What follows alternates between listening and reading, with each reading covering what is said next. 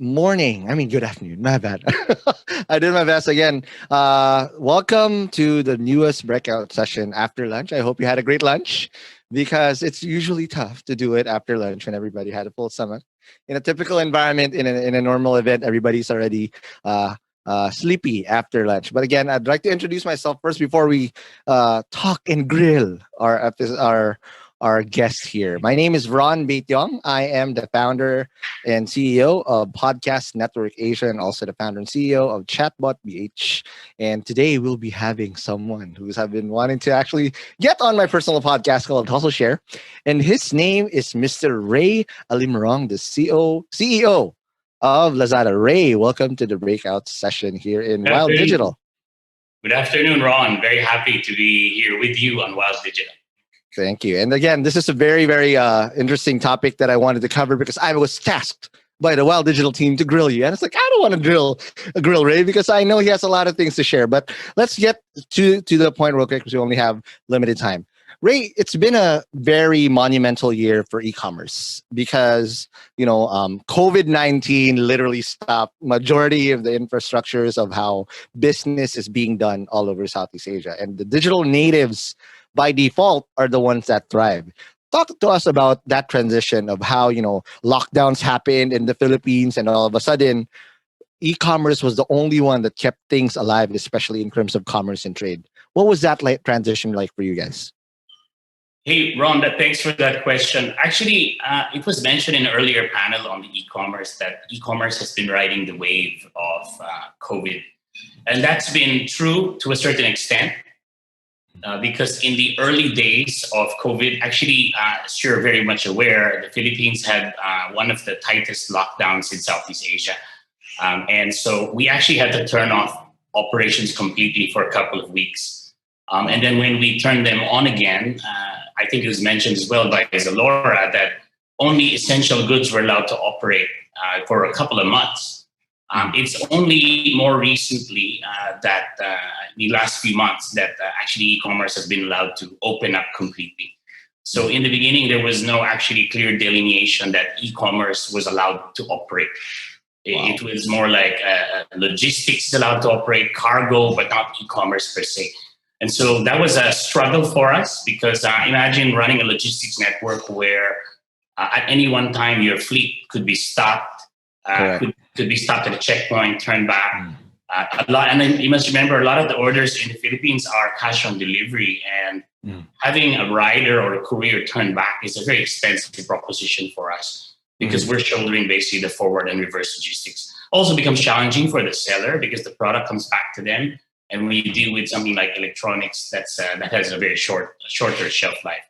So we were able to continue to, when essential goods were allowed to operate again, we were able to continue to operate our essential goods. In fact, we saw 15x increase in the demand for essential goods, primarily health products, groceries, and various products like that. I remember now. Yeah, there's actually a tab, and I'm a big user of Lazada, and you call it new essentials. Because there's always the new normal and there's new essentials. These are masks, gloves, whatever, soap and whatnot. And that's good. Now, I want to find out, because it's in a marketplace, right? There's always a tug of war of supply and demand. So you already talked about the challenges in terms of logistics and whatnot. What were the things you guys did in the seller and brand support side? Because at the end of the day, these are entrepreneurs and micro entrepreneurs that you have to enable, because at the end of the day, you also have inventory to get rid of. Because if all of these things didn't work, they're going to be the ones hardest hit. Actually, Ron, there's three things we focused on during the Lazada Philippines response to COVID. Okay. And I'm saying Philippines specifically because we had different types of quarantine and lockdown situations in the other countries. Philippines being one of the tightest. We actually did three things. I'm going to talk about sellers in a bit. I would say the first way we responded was we utilized our technology to engage and support the community. And I'm going to get a little bit more into that. And then second one is we adapted our platform to the evolving consumer needs. So that was largely about moving towards essentials. And the last one is we empowered our businesses to go online and to grow online. Touching on kind of how we enable businesses, is that we ramped up. We basically ramped up seller onboarding, right? So we got to a point where we were onboarding 700 new sellers a day, and that was three times what we were onboarding in February before the lockdown started. And then ever since COVID started, we actually onboarded 500 plus new brands to Lazmall. So Lazmall, as you know, is our branded section of the app, right? And a lot of these brands were hesitant to go on e-commerce, but because of the situation, this was the first time that they finally wrapped their head around, including e-commerce in their digital strategy. And then in addition, we also earmarked $2 million in bounce back funds for sellers, for new sellers and existing sellers. Okay, we did things like, if we cancel your order due to COVID, we will refund you your packaging costs. Okay. Or for the new sellers, what we will do is we will give you a package by which you can avail of services from third-party providers who are on our platform to help you design your store or upload your products. This is the kind of support we were giving new sellers as well as existing sellers. Okay. That's amazing. Now, I want to find out, because again, you have a three-pronged approach, which is great, but I know it's not all rainbows and butterflies. What was the hardest part among those three that you had to overcome? And I'm pretty sure a lot of businesses still are on that same fight right now, just trying to figure it out, because nobody was ready for this. I mean, some had a head start, like, digital natives, tech startups, which is great. But for you guys, I'm pretty sure there's this one giant elephant in the room that you always had to address. What was that? Yeah, I think for us, it was responding to the consumer needs, which was sort of correlated with regulatory environment, right? So the directive was that e-commerce you could operate, but you could only operate essential goods. Now that's very easy to say if you're only selling essential goods, but we're selling everything. So imagine you have a parcel network where the packages were at different stages in logistics. Some were, with the seller, some were picked up by us, some were at the sort center, some were on the hub, on the way to the hub. Just imagine that the parcel network was frozen in time. In one day, boom, everything is stuck. But in that mass of parcels you have out there, some are essential goods and some aren't.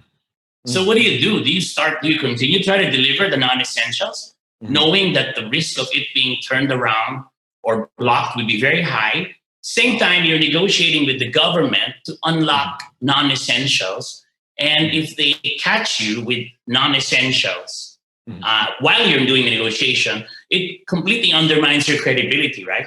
So it's very complicated, sort of manual plus tech solution to try to prevent any non-essential product from moving while only letting the essentials go through. And we had to do this at local sellers, at cross-border, every step of the way. And in the meantime, the app itself wasn't designed that way. We had to change the way the homepage was laid out so that only essential goods were shown to you, either on the recommendations. All the widgets in the homepage had to show you only essential goods, right? So this was very, very challenging because on the one hand, you're trying to meet the needs of customers. On the other hand, you're also trying to meet regulatory restrictions. Wow. Okay. So now, you can imagine how happy I was when the government said everything is allowed. All those fleets can now come in and go back to normal as much as they can. That's amazing.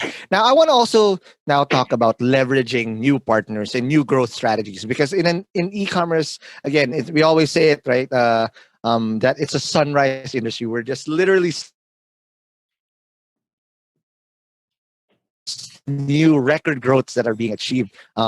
There needs to be new things that also need to be forged in terms of partnerships. And you've been successful leveraging live streaming with likes of Shoppertainment Live.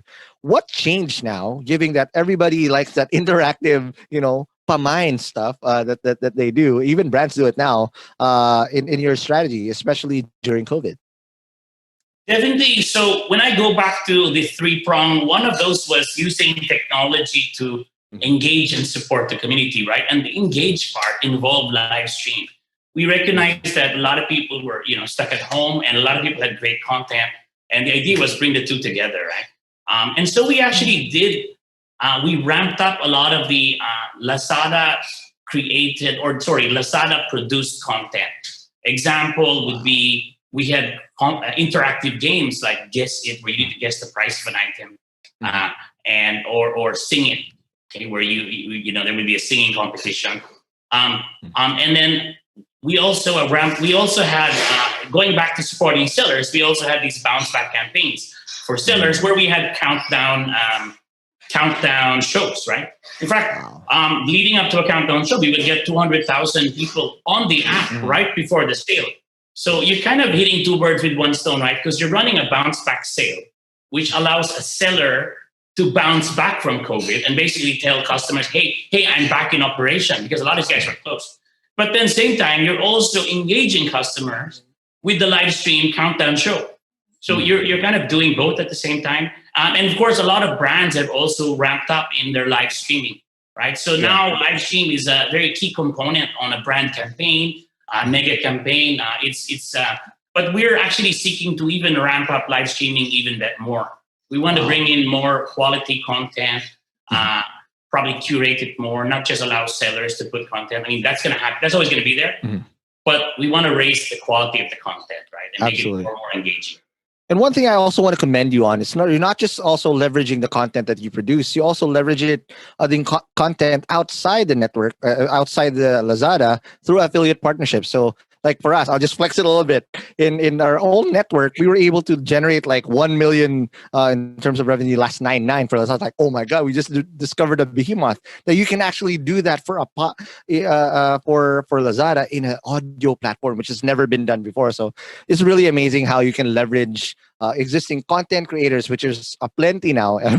Everywhere, everybody's a content creator, especially in this time of COVID, and leverage that to convert sales. So Ron, it's a good thing you mentioned that, right? Because a lot of those features, affiliate networks, we had them in place. We had them in place for a while. But content creators such as yourself, with your podcast network, and other content creators didn't think that they could connect the two. But when the spotlight in COVID went on e-commerce, the connection just became obvious, and you realized, hey, you can monetize your content. It's natural evolution. I always say, like, boom, this has been ready, but now it's you speed it up, and it's amazing. I also want to talk about, Ray, you've been in Lazada, you've been very particular about paying it forward, right, with the community, with Lazada for Good, which again, which is not very aplenty right now because everybody's hurt. Everybody took a hit somewhere, but you choose to pay it forward. What's the rationale behind this? Because I want to understand, how can we continuously pay it forward for the community, especially with what you guys do? Yeah, so going back to using technology, one of the three prongs, right, to engage and support the community. One of the things we did was to raise $500,000 in donations for COVID. Wow. By partnering with 25 NGOs. So Lazada at no point was operating as an NGO. We were running it to establish NGOs, UNICEF, Kaya Natin, Red Cross, Caritas. We were running the funds through there. But we saw this as kind of twofold, right? We saw it as a way to engage, support the community, right? Because Lazada, at the end of the day, Lazada is a business and thought leader in the Philippines. And so it's important for us to show that we live up to that by engaging, by supporting the community. But the other thing is we also wanted to address another topic, which has been pretty dear to my heart. I used to run a healthcare nonprofit back in the early days. What I found out, it was very difficult to get donations, right? Because the banking system in the Philippines is still evolving, right? And so we thought, hey, if you can buy a donation like an SKU, right? Like a 50 peso, $1 donation, 50 cents donation. That's basically what we enabled. We allowed sort of sachet type pricing for donations, right? And actually, so after raising the $500,000 there, we also had a matching donation from us in addition to other donations in kind. But, there was a massive typhoon in the Philippines over the weekend, right? Correct. And we actually have opened up donations for Typhoon Rolly as well on our app. That's amazing. So it's now the it's kind of continuous. tech that we can turn on as we need it. And we're still looking for other ways we can add to that. For example, allow you to round up your purchase and just put the difference towards a donation. All right, amazing. Now, guys, we're for those of you who are listening and watching right now, if we do have room for some questions while you're doing sending that, Ray, I want to ask you, please, how did you change your leadership style? Because again, the COVID thing also changed the dynamics of how to lead a team. You know, everything we're so used to having to rally the troops in a town hall, physically feel that energy going back and forth. But now we're stuck here in a virtual space. How did you change your leadership style, considering that there are now a bigger involvement of e-commerce in how daily trade is done? Yeah. So let me answer that in two ways. One is the way we actually rally the troops today. It's still town halls, but it's virtual, right? Okay. And of course, we need to, in the Philippines, we need to make sure the whole thing is working maybe an hour before. Connectivity issues.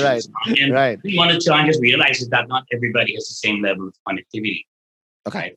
Right? So you're talking about a huge staff, right? But we have continued to engage every month with the team. And in the earlier days, we had more frequent updates where I would sort of talk about the latest government announcement and what's the implication of that to the company. But I think in general, I would say COVID was a defining moment for myself as a leader to do the right thing for our people, for the customers, for the sellers, and for the community. We were one of the first companies on March 13th to declare 1 month work from home. And you know what? We haven't been back to the office since. So it was a matter, and we were wondering, could we really operate? Lazada had been pretty ready for for digital conferencing. We're a regional company. We're headquartered in Singapore. Our parent company is in China. We have video cons all the time.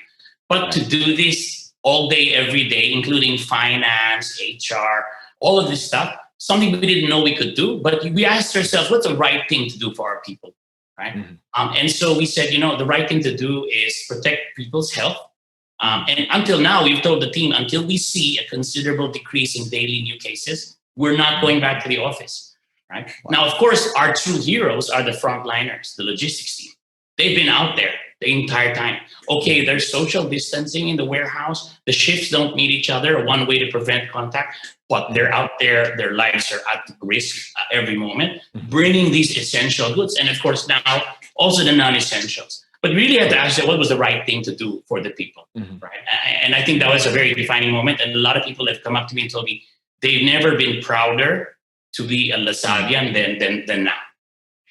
Okay. Now, I'll delve in a little bit on the personal stuff because I'll empathize a little bit because, everybody now is forced to, again, do it virtually. But as leaders, there are new challenges that, like for me as a startup founder too, though, again, what you're responsible for. But there are days where it gets really tough. And it's hard to have an outlet because the way you cope with stress is different because you were so used to like driving around or having a different change of scenery. Well, you're stuck at home. How are you coping with these new challenges personally as a leader? Because as we need to take care of our people, we also need to take care of ourselves. And this is something that a lot of founders and startup entrepreneurs don't get to talk to because we have a very small sample size of people we can talk to about our own personal struggles. How are you coping? Yeah, it's interesting you should say that, Ron, because actually in the earlier days, people found that we were actually working longer, right? Because your lunch, your dinner, they all just disappear. And before you stand up and it's like 9 p.m., right? And every day was like that, right? So we did a couple of things, right, to cope, myself included. We came up with a ways of working guidelines. Right? And we disseminated this at least in Philippines and, still looking at how to do it for the rest of the company. But it included, block out areas of the day. We told people don't schedule a meeting 12 to 1. Was basically a green light for people to, if their boss scheduled a meeting, they could say, hey, according to this guideline, we shouldn't have a meeting at 12 to 1. Yeah. Of course, there are exceptions, right? But it was like a green light to tell people that, we are concerned about your well-being, your mental health. You have to understand that a lot of, let's say I live in a house, but a lot of people live in a tiny apartment. and mental health starts to become an issue. And so we have to think about how to find that balance. So we blocked off time. There was a time for dinner, a time for lunch. And then we told people, we use this internal chat messaging app, and we kind of gave people guidelines as to if your message after hours, unless it's urgent, you don't have to respond right there and then. Right. So that's some of the ways. And of course, on a personal note, I started taking up hobbies. So, I started playing the piano, learning Spanish. So I do this every day on Duolingo and Simply Piano. So it's kind of what I've been doing personally. And I see people finding their own ways to cope, but that's been my main way. Little hobbies, and come up with a standardized way of working across the country. Yeah, and I think I see a bike right behind you. That's probably your bike or your son's bike, but my son's. But again, Ray, as much as I really want to ask more, I think we ran out of time. But please do invite people. What's next for Lazada before we let you go? So there's a lot of next things, but the soonest thing is our lowest price, biggest one-day sale, 11/11, coming up on November 11th, starts at midnight. Yeah. I'll see you all online, November 11th. All right, Ray, thank you very much. And again, this is me, Ron Baetiong. Please do check out the Hustle Share podcast. We have a lot of conversations like this with Ray in there, but please do check it out. And again, thank you very much. And I'll see you guys in the next Fireside Chat. Thanks, Ray. Appreciate it. And have a great day. Ron, thank you. And thank you, everyone, for listening.